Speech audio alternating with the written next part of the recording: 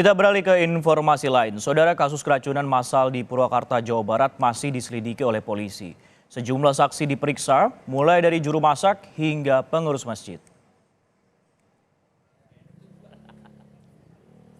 Polisi dari Satreskrim Polres Purwakarta memeriksa sejumlah saksi pasca terjadinya keracunan massal yang menyebabkan ratusan warga desa Pusaka Mulya, Kecamatan Kiara Pedes, Purwakarta terdampak.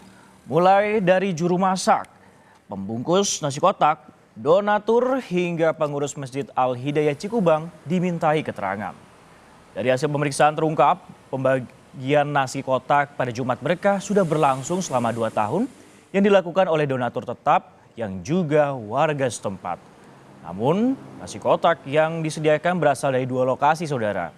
Untuk nasi disediakan warga di sekitar masjid, sedangkan telur dan mie sudah dikirim dari wilayah Purwakarta Kota. Warga sekitar hanya membungkus dan membagikannya.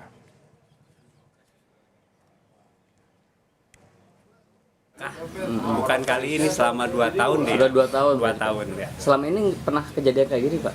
Belum pernah, baru kali ini ya terjadi. Seperti biasa, ibu ini masak nasi di sini. Tapi kalau lauknya, telur itu, telur balado sama mie itu dipasak di Purwakarta. Sebelumnya, ratusan warga di Desa Pusaka Mulya, Kecamatan Kiara Pedes, Purwakarta, Jawa Barat, diduga mengalami keracunan massal usai menyantap nasi kotak. Warga mengeluhkan gejala sesak nafas, sakit perut hingga mual. Gejala tersebut dirasakan warga 2 hingga 3 jam setelah menyantap makanan nasi kotak. Data sementara dari pihak Kecamatan Kiara Pedes, Purwakarta, sekitar 160 orang, mulai dari anak-anak hingga dewasa menjadi korban keracunan massal. Untuk lebih lengkap kita sapa jurnalis Kompas TV Henry Irawan di Purwakarta, Jawa Barat. Selamat siang Henry, bagaimana kemudian perkembangan pengusutan polisi terkait kasus keracunan warga di Purwakarta ini?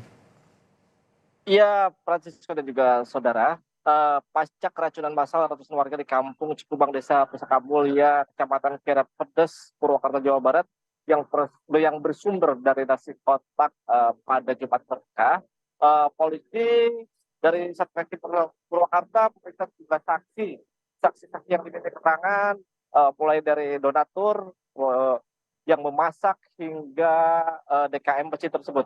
Dari hasil pemeriksaan tersebut terungkap jika nasi kotak itu bersumber dari 2 tempat, yakni dari wilayah setempat masjid yang hanya menyediakan nasi, dan untuk menu mie dan telur dipasok dari wilayah Purwakarta Kota. Warga di situ pun mengaku hanya membungkus dan mengemas untuk dibagikan pada Jumat Berkah usai sholat Jumat. Sejauh ini polisi telah memeriksa informasi yang kami terima dari Kapolres Purwakarta AKBP Edward Zulkarnain melalui pesan singkat menyatakan bahwa hingga saat ini 2 orang donatur telah dimintai keterangan untuk menjelaskan apa yang terjadi, dan sementara kami pun baru beberapa saat yang lalu telah menanyakan kepada pihak Dinas Kesehatan terkait hasil lab yang dilakukan terhadap makanan yang menyebabkan ratusan orang mengalami keracunan, dan diketahui bahwa dari hasil lab tersebut ada kandungan kimia nitrit dari bahan mie yang dikonsumsi oleh warga sehingga menyebabkan keracunan dan warga mengalami gejala mual, muntah hingga pusing tersebut. Tercatat sebanyak 160 orang pada saat keracunan itu harus dilakukan perawatan di 4 fasilitas kesehatan berbeda, dan pada Sabtu pagi kemarin seluruh warga yang dilakukan perawatan sudah dipulangkan ke rumahnya masing-masing karena memang kondisinya sudah membaik. Sejauh ini polisi masih terus melakukan pemeriksaan dan pendalaman untuk mengetahui penyebab pasti kasus keracunan di Desa Pusaka Mulya, Kiara Pedes, Purwakarta ini. Francisco.